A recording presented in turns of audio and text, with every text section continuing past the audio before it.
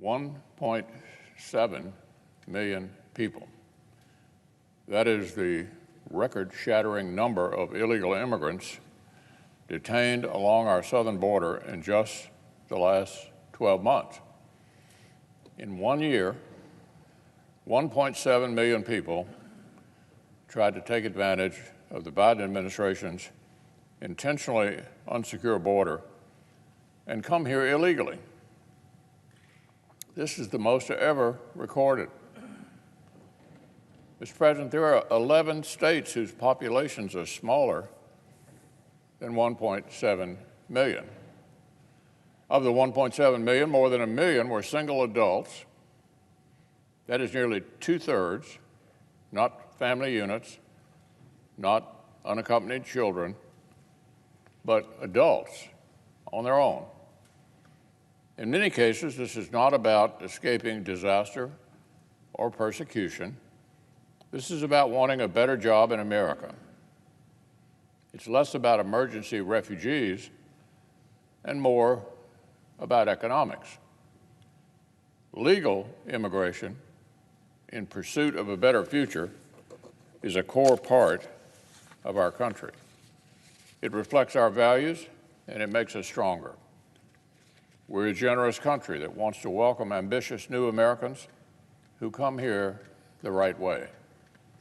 But it is beyond disingenuous for the Biden administration to pretend that huge numbers of people who simply want better jobs are emergency refugees. Those are two entirely different things. In this 12-month span, authorities arrested people from 160 different countries. In this 12-month span, authorities arrested people from 160 different countries. Think about that. The U.S. recognizes 195 countries in the entire world. Customs and Border Protection ran into people from all but 35 of the entire number of countries in the world. On numerous occasions, these people have told reporters they're coming specifically because of President Biden. His campaign rhetoric and his policy decisions have directly created this crisis.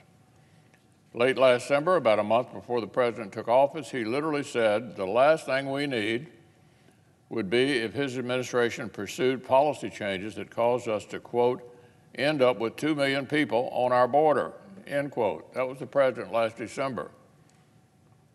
That's how President-elect Biden himself defined failure on our border last December. 2 million people showing up. Well, that's exactly what he's brought about. All because of the liberal misapprehension that a weak and porous border is a compassionate border. It's not. Even now, even as President Biden faces the exact definition of failure, which he himself laid out, the administration won't change course.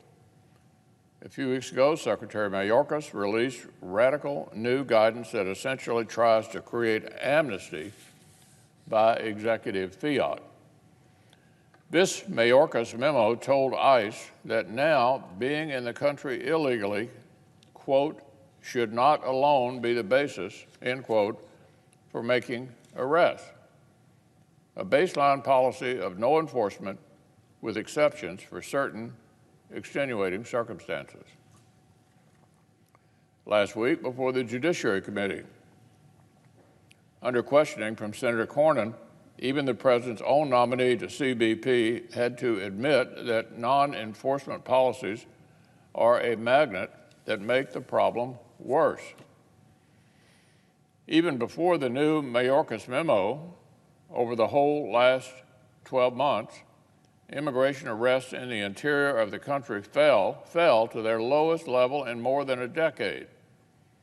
ICE arrested half as many people this past year as they did on average in previous years. Put two and two together. CBP encounters at the border are at historic highs, but ICE enforcement is down to a decade low.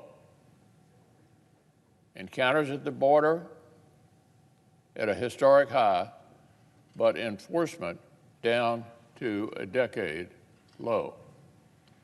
This doesn't make any sense unless we're looking at functional amnesty through non-enforcement.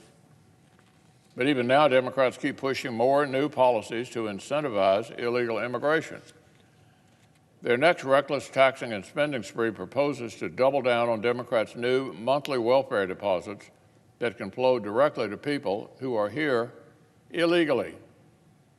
This is a Democrat-created crisis from top to bottom.